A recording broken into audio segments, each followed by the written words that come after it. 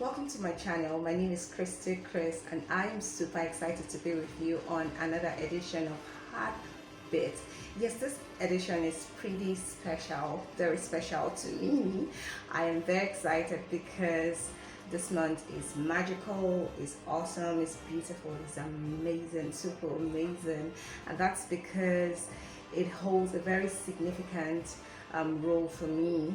This month is actually the independent month of this great country, Nigeria. Yes, and it's also my birth month. So yes, I am super excited about this month, and I am glad to be a Nigerian, and I'm sure you are. If you're watching me, you are proud to be a Nigerian. Did I hear you say no? No, I heard wrong. You said yes. Yes, it's actually a very special month, and I have something very exciting I would like to share with you. And if you're not a citizen of Nigeria, please do not go past this post. Please stay tuned. I'm sure you'll get something out of this edition. Yes, I'll be talking about a subject which I call 2 levels of childhood. 2 levels of childhood. So the first level of childhood is the level where you have a child given birth to in a family and everyone is excited, so much celebration. The parents are willing to sacrifice anything and everything to make sure that their child grows and excel and is standing on his or her feet. But after that stage, where they're able to send the child forth to maybe study, and they expect the child to become grown, to become mature, to become skilled and educated to face the challenges of life, it becomes troubling when a parent finds or see their children coming back home to become a second level of childhood, which is what I'm going to speak on extensively today. So at that stage where you have a child come back home with all his degree, with all his level of experience, and he sits back home and expects to be nurtured and taken care of by his family, it becomes a bit troubling for such family or for the society to accept that kind of child. But then in this country, in this society, it becomes a norm, it becomes the lifestyle of many young people. So if you are a young person, I absolutely understand how you feel after going out and staying for years, learning probably how to do a particular thing, to learn a particular skill, to get some form of education, and then you come back home after several years of looking for a job or looking for a means of setting yourself up. I can understand you. So it's not expected for your parents to be happy when they see you at home. So please do not lash at them when you see them throw their frustration out at you.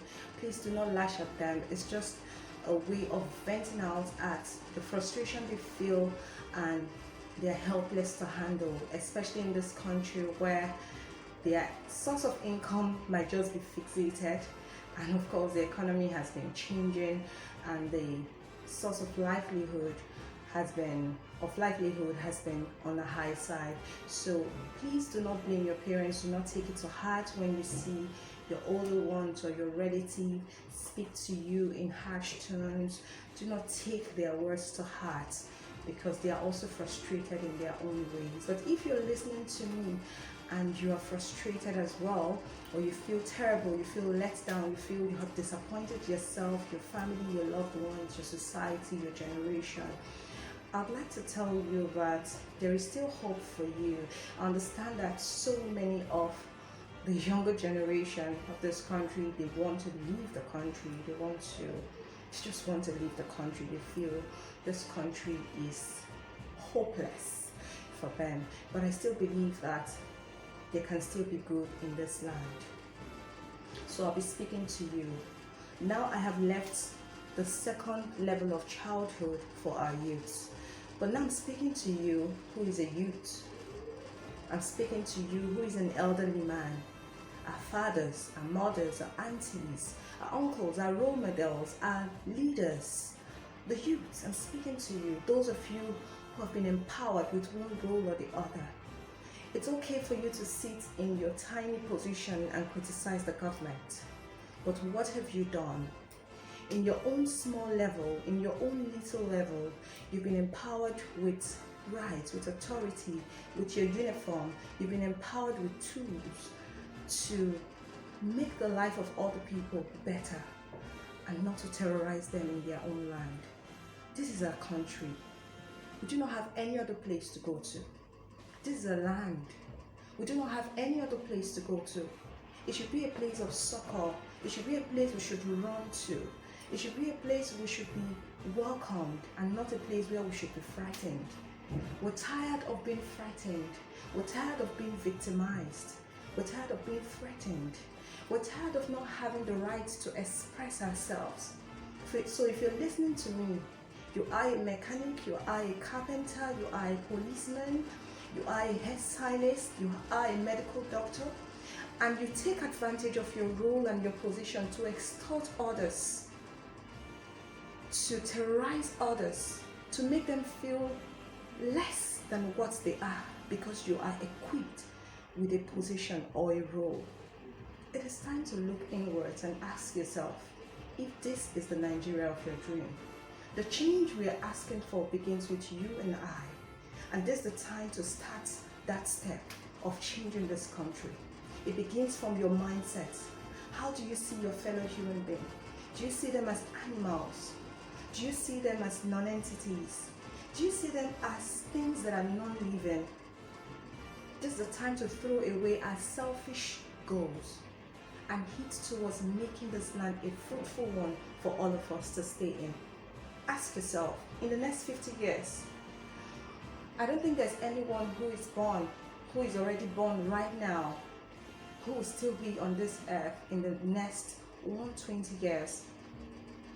Ask yourself, is it really worth it? There is more to life than using your power, your authority, and your position to maim others, to kill others, to destroy others, to make people feel little, to belittle others.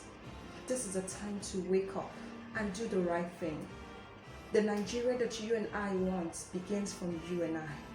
So if you're listening to me and you are a young person, I'm talking to you right now.